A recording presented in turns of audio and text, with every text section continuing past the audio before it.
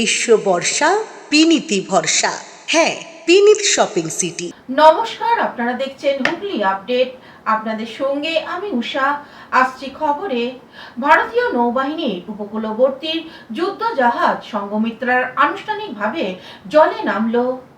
কলকাতার Garden Reach Shipbuilders and Engineers এর হাত ধরে ভারতের নৌসেনার যুদ্ধজাহাজ নির্মাণ কর্মসূচিতে এক নতুন এবং ঐতিহাসিক অধ্যায় সূচনা হলো। কলকাতায় আনুষ্ঠানিকভাবে জলে ভাসানো হলো ভারতীয় নৌবাহিনীর জন্য তৈরি নৌবাহিনীর এই অত্যাধুনিক যুদ্ধজাহাজটির নামকরণ করা হয়েছে সঙ্ঘমিত্রা। জিআরএসই এর শিপ ইয়ার্ডের ভারতীয় নৌবাহিনীর পদস্থ আধিকারিক ও প্রতিরক্ষা বিশেষজ্ঞদের উপস্থিতিতে এক জমকালো অনুষ্ঠানের আয়োজন করা হয়। সম্পূর্ণ সনাতনী রীতি মেনে বৈদিক শ্লোক উচ্চারণ ও ধর্মীয় আচার অনুষ্ঠানের মধ্য দিয়ে যুদ্ধ জাহাজটি আনুষ্ঠানিক উদ্বোধন করেন ভাইস অ্যাডমিরাল সঞ্জয় বাসওয়ানের সহধর্মিণী সরিতা বাসওয়ান। প্রতিরক্ষা আত্মনির্ভর ভারতের বড় জয়। প্রতিরক্ষা বিশেষজ্ঞদের মতে সঙ্ঘমিত্রারই এই সফল লঞ্চিং ভারতের মেক ইন ইন্ডিয়া এবং আত্মনির্ভর ভারত অভিযানে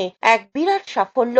সম্পূর্ণ দেশীয় প্রযুক্তিতে তৈরি এই রণতরীটি আগামী দিনের ভারতীয় নৌবাহিনীর সামুদ্রিক নিরাপত্তা ও নজরদারির ক্ষমতা বহু গুণ বাড়িয়ে দেবে। Yes, it's a very great moment for us, and this is reaffirming our faith in the Make in India Atmanirbharta concept of the Government of India, which we are following with full steam and with full josh and with full vigor, and we intend to continue to do so. And as I said earlier, that we have got 45 ships under construction in India today, all of them in India, which will be delivered over the next 3 to 4 years. And we will be also happy to know that we have got acceptance of necessity for another 69 ships, 6 submarines, that is total 75, and another 120 fast attack craft, fast interceptor crafts. So there is a very large opportunity for our entire defense shipbuilding ecosystem to deliver quality products in time with the capabilities that are required by the Indian Navy. Kaushik ঘোষের report, Hooghly update. Howrah স্টেশনে দাঁড়িয়ে থাকা মিথিলা এক্সপ্রেসে ধোঁয়া, আতঙ্কে Howrah station. Howrah স্টেশনে মিথিলা এক্সপ্রেসের general কামরায় শৌচালয় থেকে ধোঁয়া। মঙ্গলবার বিকেলে হাওড়া স্টেশনে 8 নম্বর প্ল্যাটফর্মে দাঁড়িয়ে থাকা মিথিলা এক্সপ্রেসের জেনারেল কামরা থেকে আচমকা ধোঁয়া বের হতে দেখে আতঙ্কিত হয়ে পড়েন যাত্রীরা। কামরা থেকে বের হয়ে আসেন তারা। ঘটনাস্থলে ছুটে আসে রেল পুলিশের বিশাল বাহিনী। বগিটিকে আলাদা করে সরিয়ে নেওয়া হয়। কিছুক্ষণের মধ্যেই কি কারণে আগুন তা এখনো স্পষ্ট নয়। বিকেল 3:50 ট্রেন ছাড়ার কথা ছিল। অবশেষে সন্ধ্যে 6টা নাগাদ ট্রেন ছাড়ে। देखे थे कि धुआं निकल रहा था तो सब कोई बोगी से बाहर हो गया। हाँ। किस टाइम में हुआ है? और जब गाड़ी लगा उसके 10 मिनट बाद ये मतलब धुआं निकलने लगा तो सब आदमी बाहर निकल गया। मिथिला एक्सप्रेस? हाँ, मिथिला एक्सप्रेस। कौन कोच नंबर कोच क्या था? जनरल? वो दूसरा जनरल होता है ना, हाँ। उसी में हुआ। तो पैसेंजर सब डर लगा? हाँ, डर लगा तभी तो निकल गया बाहर ना। हाँ। इसके बाद बोगी में बैठे थे, बांग्ला हम लोग बैठे थे बोगी में, ठीक है। हम लोग बोगी में बैठे थे, अचानक ने धुआं आया, ठीक है। तो लोग एक ने बोगी में से बोला हम लोग कि देखिए क्या धुआं निकल रहा था। ये धुआं अजीब ही महक रहा था, कुछ अजीब ही महक रहा था धुआं। हम लोग धुआं देख के डर गए, अचानक सब लोग इसमें से बोगी में से भागने लगा। हाँ, ये धुआं निकला है 15-20 मिनट। কৌশিক ঘোষের রিপোর্ট, হুগলি আপডেট। ভারতের প্রাক্তন প্রধানমন্ত্রী রাজীব গান্ধীর 35তম প্রয়াণ দিবসে শ্রদ্ধা জানালো হুগলি চুঁচুড়ার পৌরসভা। 1991-এর 21শে মে তামিলনাড়ুর শিপেরাম পুদুরের আত্মঘাতী বিস্ফোরণের প্রাণ দিয়েছিলেন দেশের তৎকালীন তরুণ প্রধানমন্ত্রী রাজীব গান্ধী। 35 বছর কেটে গেলেও ভারতবাসীর মনে সেই দিনটি আজও কালো দিন হিসেবেই লেখা রয়েছে। প্রতি বছরের মতো এবছরও হুগলি চুঁচুড়ার পৌরসভার প্রয়াত প্রধানমন্ত্রীর প্রতি শ্রদ্ধা নিবেদন করা হয়। শ্রদ্ধা নিবেদন করেন পৌর প্রধান সৌমিত্র ঘোষ, উপপৌর প্রধান পার্থ সাহা, প্রাক্তন পৌর প্রধান অমিত রায় সহ অন্যান্য পৌর সদস্যরা এবং কর্মচারী বৃন্দ। স্মৃতিচারণ করতে গিয়ে প্রাক্তন পৌর প্রধান অমিত রায় বলেন, তিনি যেভাবে দেশ চালিয়েছেন প্রচণ্ড প্রতিবন্ধকতা সত্ত্বেও, আপনারা জানেন সেই সময় জাতির জীবনে অনেক প্রতিবন্ধকতা ছিল, কিন্তু তিনি প্রথম যিনি প্রধানমন্ত্রী, যিনি মানুষের ভেতরে চলে গিয়ে মানুষের প্রকল্পকে পৌঁছে দেবার উদ্যোগ গ্রহণ করেছিলেন। অন্যদিকে পৌরপ্রধান সৌমিত্র ঘোষ জানান, লিচুইরা পৌরসভার পক্ষ থেকে কিছুক্ষণ পূর্বেই রাজীব গান্ধীর যে মৃত্যুদিন প্রায় 35 বছর হলো সেটা পালন করলাম। প্রতি বছরই এই পালনটা করা হয়। আজকে সত্যিই আমাদের সকলের কাছে দুঃখের দিন। এই কারণে রাজীব গান্ধী একজন প্রধানমন্ত্রী যার ইয়ং বয়সে সে ভবিষ্যৎ ভারতবর্ষের ছবি তুলে ধরেছিল ভারতবাসীর কাছে। তার এই আধুনিক বয়স্ক চিন্তাভাবনা, ভারতবর্ষের বুকে কম্পিউটার চালু, এরকম মহিলা রিজার্ভেশন, তার অগণিত ব্যাপার রয়েছে। খুব অল্প সময় তিনি ছিলেন, তাকে অনেক রকম বদনাম দেওয়ার চেষ্টা করা হয়েছিল, কিন্তু তিনি তার ওই অল্প সময় কাজের মাধ্যমে ভারতবাসীর মনে দাগ কেটে গেছেন। আমরা তাকে চিরদিন মনে রাখবো, শ্রদ্ধা জানাবো। এইরকম মানুষ ভারতবর্ষকে এগিয়ে নিয়ে যাওয়ার, আজকে যে আমরা ভারতবর্ষকে দেখছি তার আধুনিক ভিত্তিপ্রস্তর তিনি তৈরি করেছিলেন, এটা আমরা বলতে পারি। তাকে প্রণাম জানাই। হুগলি থেকে সৌমিত্র সিনহা ও চন্দ্রনাথ দত্তের রিপোর্ট, হুগলি আপডেট। এখন নিয়ে নেব বিজ্ঞাপন বিরতি। বিরতির পর ফিরে আসছে খবরে। Blooming Bud School, where dreams become achievements.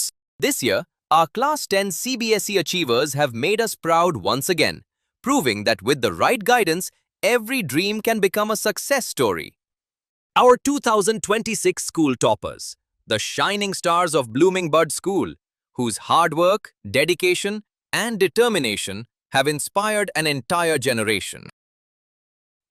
Now your child can be the next topper.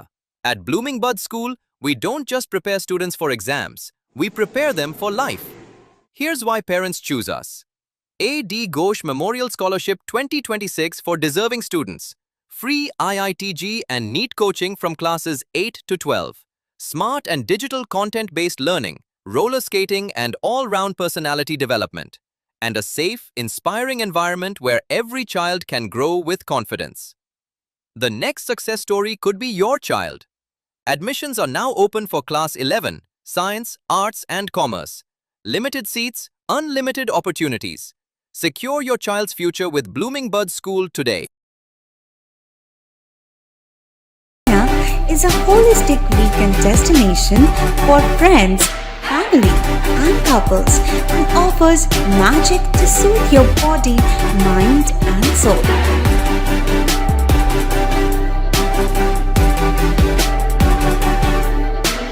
Aqua Marina, your customized magician. Welcome aboard and see the magic unfold. Amala nursing home. Enjoy a weekend at Vedam, the paradise of peace. A home away from home.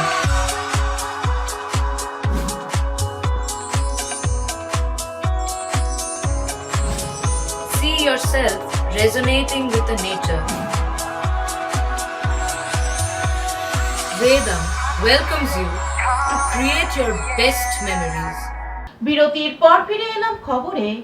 কেন্দ্রীয় অর্থমন্ত্রক ও আয়কর দপ্তরের উদ্যোগে পারাম্ব 2026 সচেতনতা শিবির অনুষ্ঠিত হলো চুঁচুড়া রবীন্দ্র ভবনে।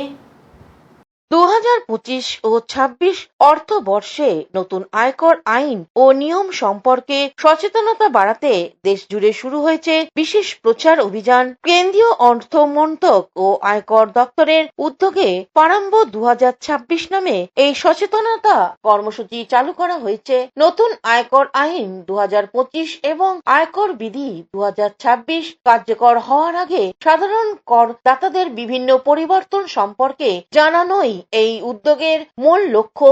নতুন আয়কর আইনে কর ব্যবস্থা আরো সহজ, স্বচ্ছ ও ডিজিটাল করার উপর জোর দেওয়া হয়েছে। 1 এপ্রিল 2026 থেকে পুরনো 1961 সালের আয়কর আইনে পরিবর্তে নতুন আইন কার্যকর ফর্ম চালুর কথা বলা হয়েছে। দেশের বিভিন্ন শহরে সাথে আজ চুঁচুড়া রবীন্দ্র ভবনে আয়কর দপ্তরের পক্ষ থেকে সচেতনতা শিবির, সেমিনার ও প্রচার কর্মসূচির আয়োজন করা হয়েছে। এ বিষয়ে আয়কর আধিকারিক কি বলছেন শুনবো।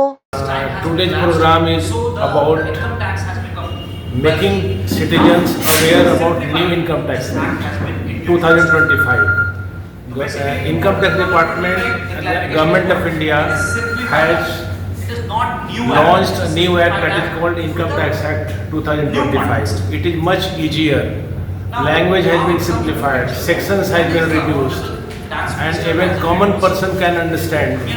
Formulas and tables have been used, and there are much more simplifications. Language has been simplified. There is no legal jargon now. Legal jargon has been replaced by the simpler words. Tables and formulas have been used. Procedural sections, procedural provisions have been shifted to the rules. So we have come here to make the public aware. Hooghly থেকে শ্যামল সিনহা ও চন্দনা দত্তের report, Hooghly update. হাওড়ার বালিতে 448 বর্ষ প্রাচীন ভদ্রকালীর মাতার নিরঞ্জন শোভাযাত্রা অনুষ্ঠিত হলো। হাওড়ার বালির চক্রবর্তী পাড়ায় বৈশাখী সংক্রান্তি 31শে বৈশাখের দিন প্রতি বছরের ন্যায় এবছরও 2-4 শতাধিক বর্ষ প্রাচীন ভদ্রকালীর মাতার পুজো অনুষ্ঠিত হলো মহাসমারোহে। আনুমানিক 986 বঙ্গাব্দ 1580 সাল নাগাদ বর্ধমানের রাজার সভা পণ্ডিত রাম চক্রবর্তী মা ভদ্রকালীর স্বপ্নাদেশ পেয়ে এই পুজোর সূচনা করেন। এই পুজো বর্তমানে প্রায় 448তম বর্ষ প্রাচীন। গতকাল বুধবার সন্ধ্যায় প্রাকৃতিক দুর্যোগ উপেক্ষা করেই বর্ণাঢ্য শোভাযাত্রার সহযোগে প্রতিমা নিরঞ্জন সম্পন্ন হলো। মা ভদ্রকালী এখানে শান্ত ও অতি জাগ্রত।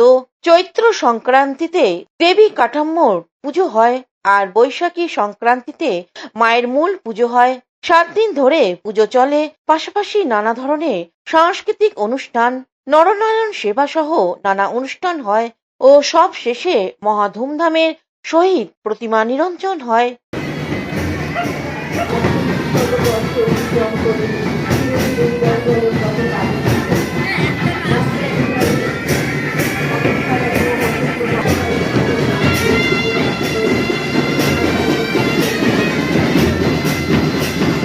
হাওড়া থেকে কৌশিক ঘোষের রিপোর্ট, হুগলি আপডেট।